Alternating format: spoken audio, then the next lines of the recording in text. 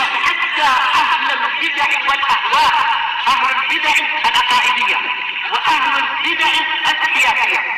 أنا أقول بيننا وبينكم السلف، بيننا وبينكم الكتب، كان فيقول البدع بيننا وبينكم.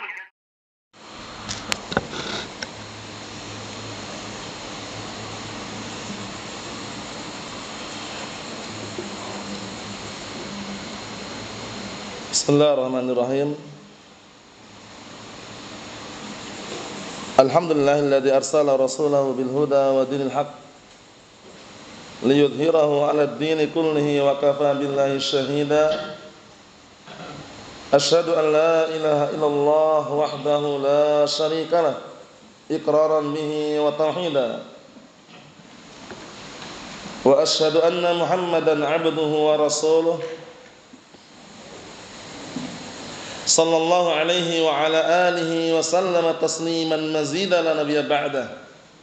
Ikhwani fid din, a'azzani wa azzakumullah wa barakallahu fikum. Sebelum kita melanjutkan bacaan terhadap kitab 300 hadis sahih muttafaqun alaih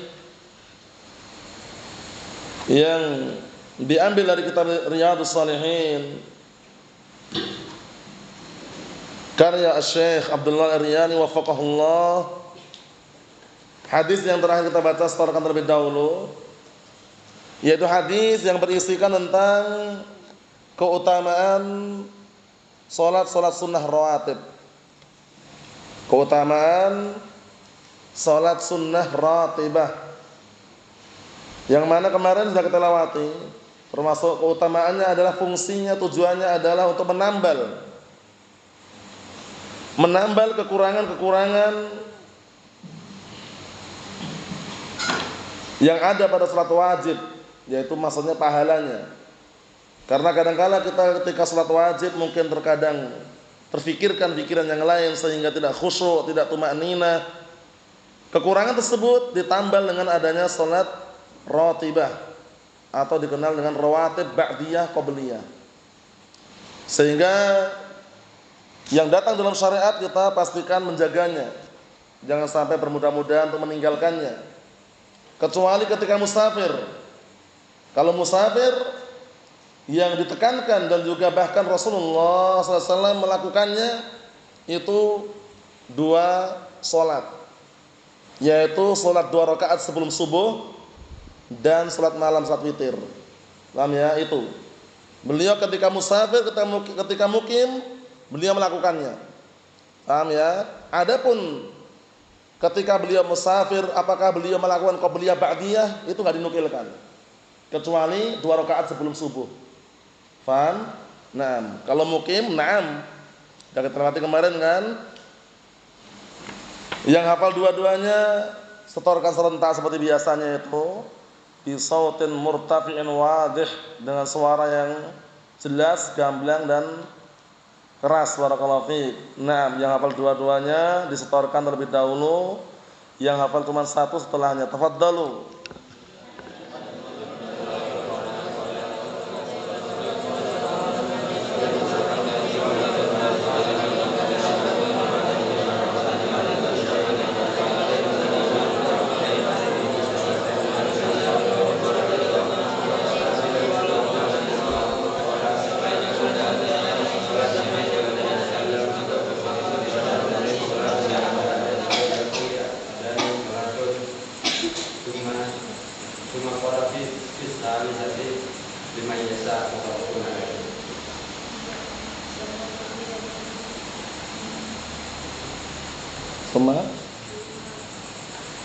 Summa qala fi sadisah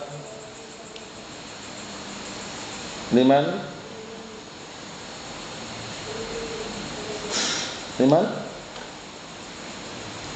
sya' muttafaqun. Naam, ahsantum barakallahu fiika, a'anakumullah. Kita lanjutkan yang berikutnya. Jadi cara untuk menghafal hadis itu jangan pernah menghafal mendadak ya, dalam artian terkhususkan para santri, para thalabatul ilm, karena kalau mendadak itu kadang-kadang kesulitan. Kan waktunya panjang kan, dari pagi sampai sore kan. Bisa antum cicil ya, mungkin pagi sedikit, siang sedikit, sore sedikit, sehingga ketika setoran pun lancar. Tapi kalau mendadak, antum tahu sendiri bagaimana. Kadang kesulitan, ya kan, lupa-lupa atau tidak lancar. Itu trik dalam menghafal seperti itu. Walaupun mungkin pagi hari ulang-ulang saja, ulang-ulang dulu, diulang-ulang 5 kali misalkan, paham ya? Berikutnya lagi. Nanti kalau ketika menghafal itu mudah. Nah, ketika kita menghafal mudah. Karena lisan kita ini lisan ajam. Orang ajam ini seringnya ngomongnya ajam. Yang sekarang kita ucapkannya ajam juga kan bahasa Indonesia ini kan. Sehingga perlu diulang-ulang biar ringan di lisan, kemudian mudah dihafalnya. Naam. Berikutnya perhatikan baik-baik barakallahu fiik, halaman 70 disimak baik-baik. Qala al-muallifu asbahullah babu ta'kidi rak'atai sunnatus subhi. Masyaallah. Bab ditekankannya 2 rakaat sunnah sebelum subuh. Ditekankannya 2 rakaat sunnah sebelum subuh. Paham ya?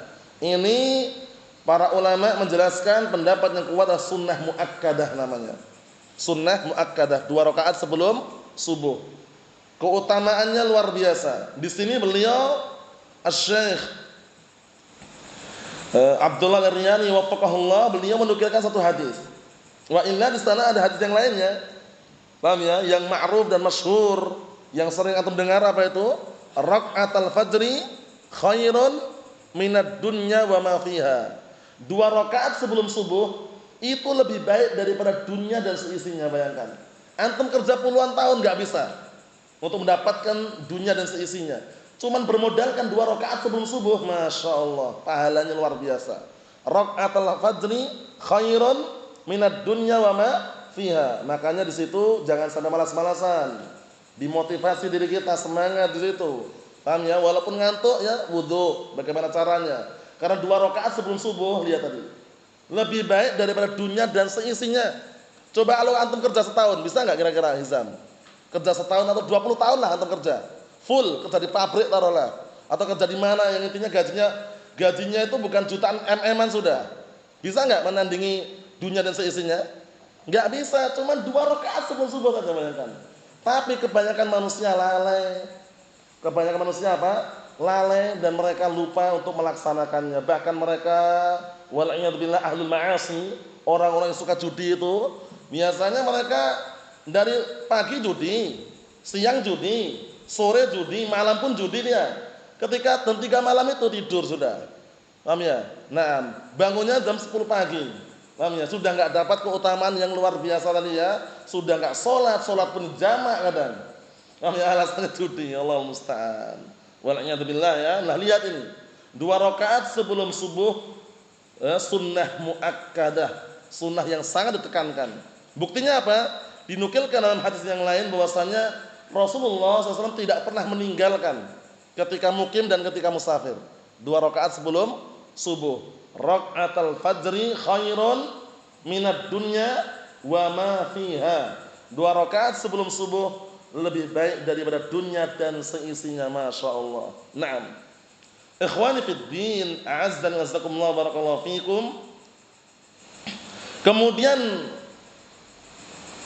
salat apa lagi yang digelari atau dihukumi dengan sunnah muakkadah selain ini yang Rasulullah melakukan ketika mukim dan musafir? Salat malam tadi, salat witir.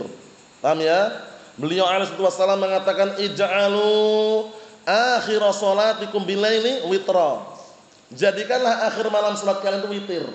Witir paling sedikitnya berapa rakaat? Farid? Witir paling sedikitnya berapa rakaat paling sedikitnya? Paling sedikitnya witir 1. Paham ya? Nah, itu jadikan apa? Akhir salat malam. Yang paling afdal di akhir malam. Apalagi bertepatan dengan sepertiga malam terakhir. Masya Allah. Ada apa sih sepertiga malam terakhir itu? Ada apa, Nasril? Kok kita katakan apalagi bertepatan dengan sepertiga malam terakhir? Ada apa di situ? Ada apa? Kenapa kok kita katakan lebih baik di akhir malam, terkhususkan sepertiga malam terakhir? Ada keistimewaan apa di situ? Naam, Allah Ta'ala turun ke langit dunia sepertiga malam terakhir. Memberikan berapa jaminan Muhammad Madiun? 3 jaminan. 1, naam, minta ampun, diampuni. 2, Meminta sesuatu diberi. 3. Berdoa dikabulkan. 3 jaminan dari Allah Subhanahu wa taala. Man yas'aluni fa'utiyah, man yastaghfiruni fa'aghfiralah, man yad'uni fa'astajibalah. Siapa yang mau berdoa kepadaku, aku kabulkan. Siapa yang mau minta kepadaku, aku beri. Siapa yang minta ampun, aku ampuni. Bayangkan. Nah, Masya Allah. Jadi jangan sampai malas-malasan juga ya. Salat malam, qiyamul lail itu termasuk apa? Da'bus sholihin, termasuk kebiasaan orang-orang saleh. Kebiasaan orang-orang saleh. Jadi mereka itu menyisihkan waktu malamnya di antara itu qiyamul lail tadi itu. Paham ya? Naam. Ikhwani fid din, a'azzani wasakumullah barakallahu fikum. Kita baca hadisnya. An Aisyah radhiyallahu anha qalat lam yakunin nabiyyu sallallahu alaihi wasallam ala syai'in minan nawafil ashadda minhu ta'ahudan ala rak'atil fajri muttafaqun alaih. Masyaallah. Artinya dari hadis Aisyah radhiyallahu anha qalat, beliau berkata, Rasulullah SAW tidak pernah terus-menerus continue di atas amalan-amalan sunnah selain 2 rakaat sebelum fajar. Maksudnya amalan sunnah ini sunnah, solat-solat sunnah maksudnya, paham ya? Jadi beliau tidak pernah continue terus-menerus dalam amalan-amalan solat sunnah yang lebih beliau untuk menjaganya selain 2 rakaat sebelum fajar ini. Paham? 2 rakaat sebelum fajar. Ucapan rakaatul fajr itu 2 rakaat sebelum subuh, bukan 2 rakaat sebelumnya ya. Kalau 2 rakaat subuhnya keutamaannya besar juga. Apa keutamaannya? Man shalla al-bardain dakhalal jannah.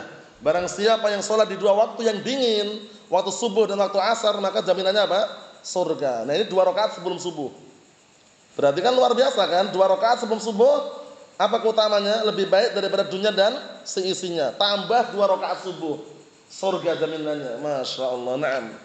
Ikhwani fid din, a'azzani wazakumullah barakallahu fikum. Hadis yang mulia ini dari hadis Aisyah radhiyallahu anha, beliau adalah istri Rasulullah SAW yang paling beliau cintai. Yang paling beliau cintai. Kunyahnya Ummu Abdullah. Paham ya? Ummul Mukminin. Beliau ini termasuk dari kalangan wanita sahabat yang paling banyak riwayat hadisnya. Yang paling banyak riwayat hadisnya. Sebutkan pantunnya.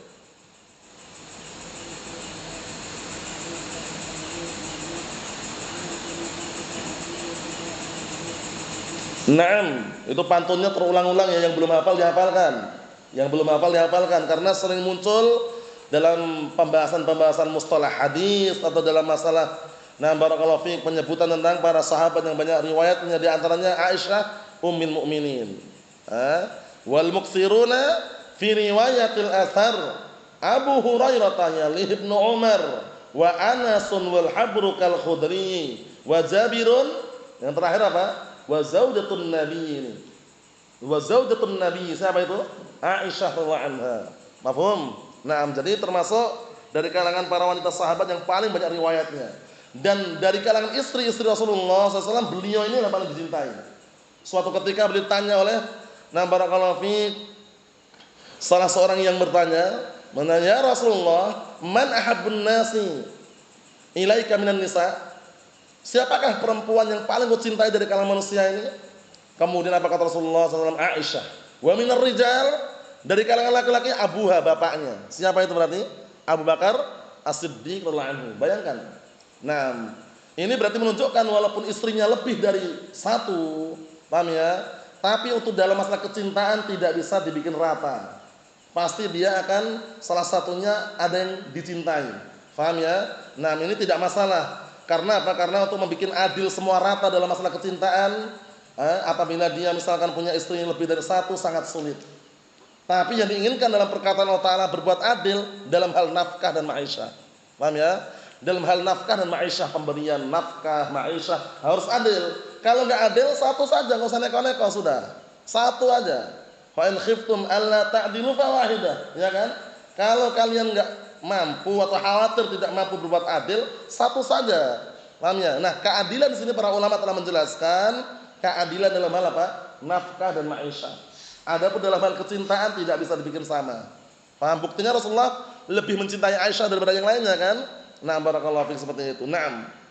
Kemudian Aisyah ummul mukminin dalam keadaan beliau memiliki keutamaan yang sangat luar biasa dan banyak, tapi Allah telah takdirkan dari istri-istri Rasulullah SAW beliau barakallahu fi tidak diberi keturunan. Karena keturunan Rasulullah SAW dari siapa? Khadijah bintu Khuwailid, dan dari seorang budak wanita yang dihadiahkan kepada Rasulullah SAW, Maria Al-Qibtiyah. Itu aja. Paham ya? Dari Khadijah bintu Khuwailid siapa saja? Naam Hasan, Fatimah, semuanya kecuali Ibrahim. Semuanya kecuali Ibrahim disebutkan. Kalau Ibrahim dari Maria Al-Qibtiyah Ibrahim.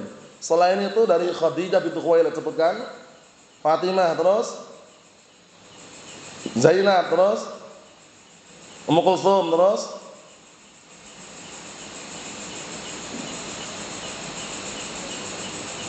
Al-Qasim, terus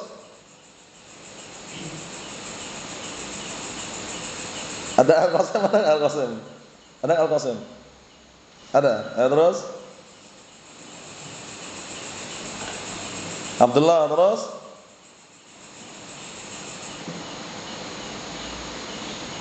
ada lagi, tambahin Muhammad.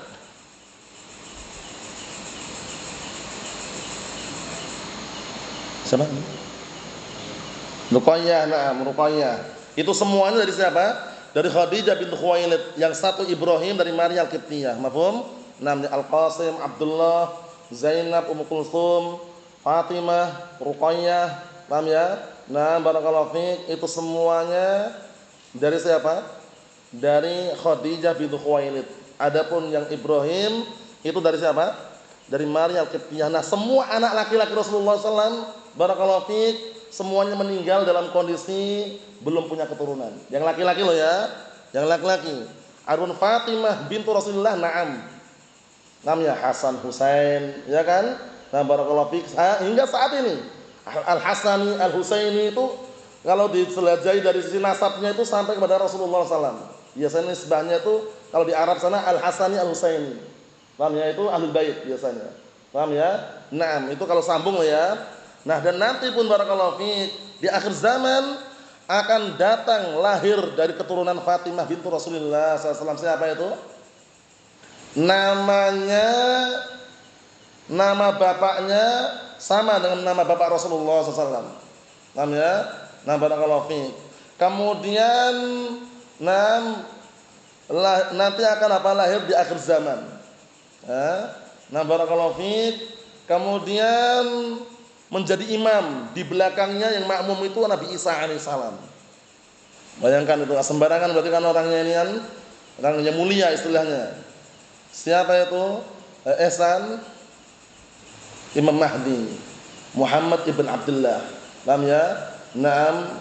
Jadi barakallahu fiik, itu nanti di akhir zaman itu ternyata ditelusuri bukan dari keturunan yang anak Rasulullah yang laki-laki, tidak ada, karena semuanya meninggal dunia dalam kondisi belum berkeluarga, ada yang kecil, ada yang belum besar, paham ya? Tapi dari Fatimah bintu Rasulullah SAW, aywa na'am, keturunannya masih ada. Mafhum? Na'am. Ikhwani fid din, a'azzani wajazakumullah barakallahu fikum, berarti 2 rakaat sebelum subuh ini berapa rakaat berarti? 2 saja. 2 saja ya. Nah, 2 rakaat sebelum subuh ya 2 saja. Paham ya? Nah, ini pun perlu diperhatikan karena kadang orang meremehkan, menyepelekan, santai-santai sehingga tidak dapat. Nah, kalau tidak dapat, para ulama telah menjelaskan bisa diganti nanti. Tempat atau waktu menggantinya, para ulama sedang pendapat apakah boleh langsung habis subuh atau digabung dengan salat duha nanti. Sebagian mereka mengatakan boleh karena salat datul asbab. Salat yang memiliki sebab. Kalau salat habis subuh langsung tanpa sebab itu enggak boleh. Tapi kalau ada sebab boleh. Sebagian mereka mengatakan lebih baiknya kalau digabung dengan duha. Karena sudah apa? Sudah keluar dari larangan. Paham ya? Nah, wa illa dua-duanya silakan, cuman kalau digabung dengan duha juga bagus karena sudah tidak ada waktu larangan lagi di situ. Paham? Seperti itu. Naam. Diganti 2 rakaat tadi. Kalau witir bagaimana, bisa diganti enggak witir? Diganti di siang hari ini bisa enggak witir? Sufyan?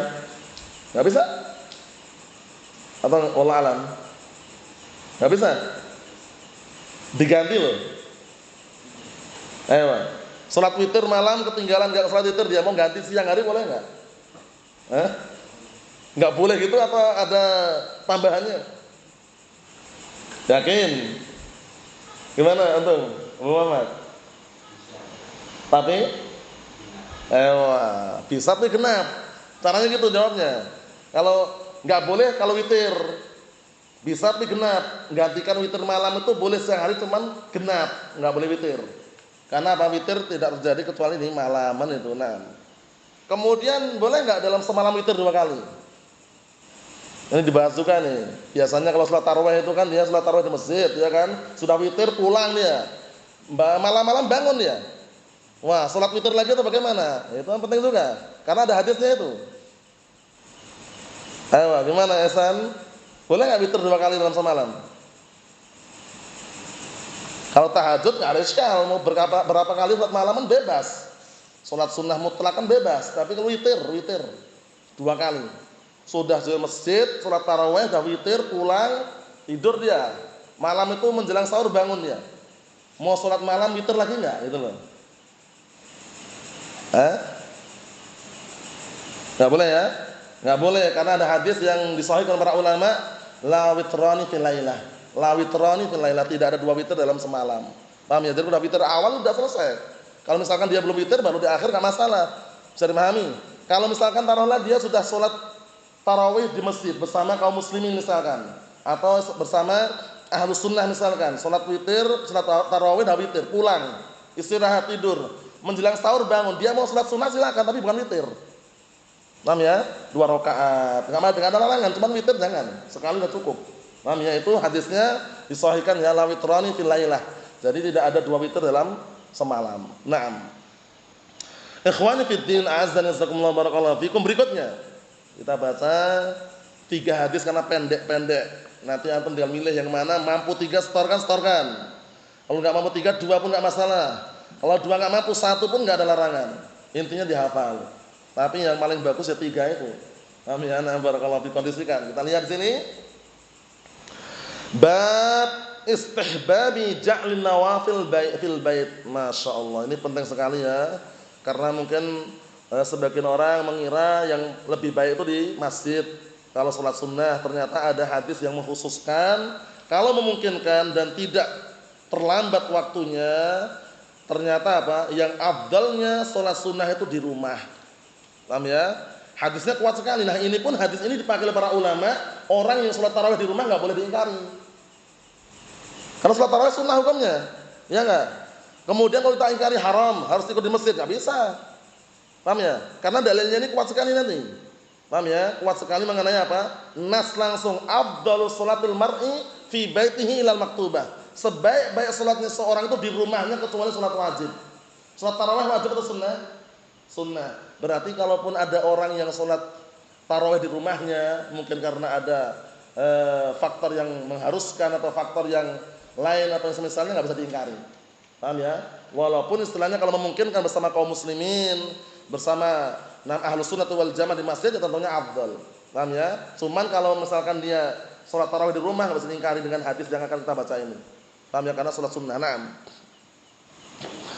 An Zaid bin Thabit radhiyallahu anhu, disimak ya. An Zaid bin Thabit radhiyallahu anhu anna Rasulullah sallallahu alaihi wa ala alihi wasallam qala sallu ayyuhan nas fi buyutikum fa inna afdala as-salati salatul mar'i fi baitihi illal maktubah. Muttafaqun alaih. Disimak baik-baik. Dari hadisnya Zaid bin Thabit radhiyallahu anhu bahwasanya Rasulullah SAW berkata, sallu ayyuhan nas fi buyutikum. Salatlah kalian wahai segenap manusia di rumah-rumah kalian. Nah, salat apa ini? Salat sunnah. Jangan sampai gagal paham. Bukan salat wajib ini, salat sunnah. Fa inna afdalas salati salatul mar'i fi baitihi illal maktubah. Dikarenakan sesungguhnya sebaik-baik salatnya seseorang di rumahnya kecuali salat wajib. Itu nas loh ya. Nas yang menunjukkan bahwasanya salat sunnah itu afdalnya di rumah kalau memungkinkan. Misalkan rumahnya dekat, ya kan, jaraknya dekat, sehingga kalau sholat sunnah di rumah itu ke masjid nggak tertinggal. Tapi kalau khawatir tertinggal, ya ke masjid aja. Sholat sunnahnya di masjid. Mafhum? Nah, ini berarti diletakkan di tempatnya. Hukum asalnya sebaik-baik salatnya seorang itu di rumahnya kecuali salat wajib, salat sunnah maksudnya ya. Nah, ini kalau memungkinkan dalam artian mungkin jaraknya dekat, ketika dia salat sunnah di rumah ke masjid enggak terlambat, enggak ketinggalan. Tapi kalau jaraknya jauh misalkan, barakallahu fi, kemudian dia salat sunnah di rumah, sampai terlambat salat wajib enggak boleh. Malah enggak boleh. Karena kalau sudah datang salat wajib, salat sunnah harus dibatalkan. Paham ya? Karena apa? Karena bertemunya dua kebaikan, yang satunya lebih tinggi daripada yang keduanya. Paham? Nah, sudah kita lewati dalam kitab apa? Al-Qawaidul Fiqhiyah. Ayo. Pantunnya apa pantunnya? Kalau bertemu dua amalan, yang dua-duanya bagus. Paham ya? Kedua-duanya bagus, tapi tidak bisa dikondisikan, tidak bisa dilakukan dua-duanya, harus milih salah satu di antara dua-duanya. Di antara salah satu di antara duanya milih yang mana kira-kira? Paham ya? Nah, apakah dua-duanya dilakukan? Kalau memungkinkan, nah ini enggak memungkinkan. Ini harus milih salah satu di antara keduanya. Namanya tazahum masalih namanya. Nah, pantunnya ingat? Ayo, Ihsan ingat pantunnya? Ingat? Apa? Ayo, lawannya sekalian.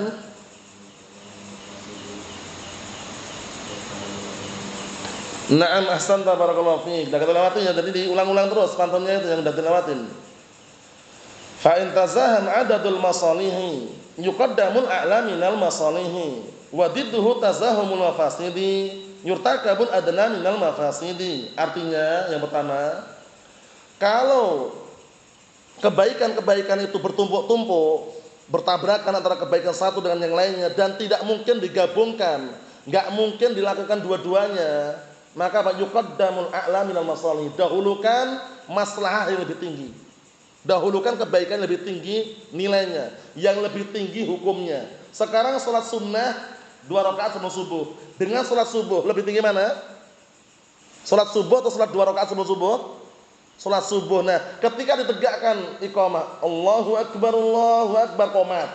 Antum sedang salat sunnah. Baru dapat awal-awal. Nah, antum lanjutkan salat sunnah, kemudian menyusul salat subuh atau tinggalkan salat sunnah? Tinggalkan salat sunnah, ngikutin salat subuh. Karena dua-duanya kebaikan tapi ada yang lebih baik. Beda halnya kalau tinggal tasyahud akhir. Paham ya? Karena kalau tinggal tasyahud akhir eman-eman. Pertama eman-eman amalannya, kedua kalaupun antum selesaikan masih bisa nyusul.